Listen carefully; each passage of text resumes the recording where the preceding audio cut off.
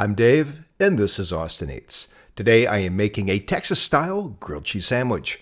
That means it's big, it's bold, it has 5 cheeses, it's on sourdough, and it's smoked. Let's get cooking.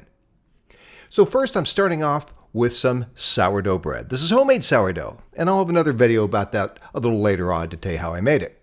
We're going to start by buttering both sides of 2 pieces of bread. Spread that around nice and even. And then we have 5 cheeses that are going to go in this grilled cheese. 4 inside, 1 on the outside. On the inside, we're going to start with Beecher's Flagship. Basically, it's a white cheddar. Then we're going to add Gruyere, Fontina, and Asiago.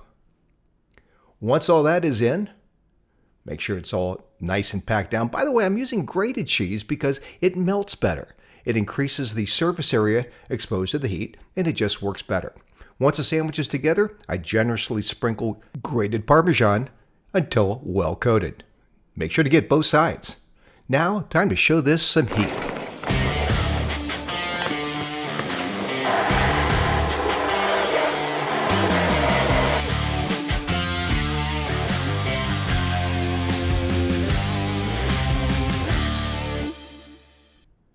So, my grill is hot, and I'm using my Lodge double-sided grill grate today. I'm using the rib side up because I want the grill marks on the sandwich.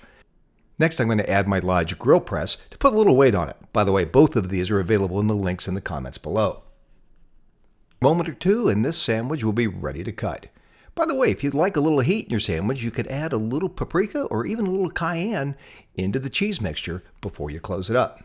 And that is how we do grilled cheese Texas style.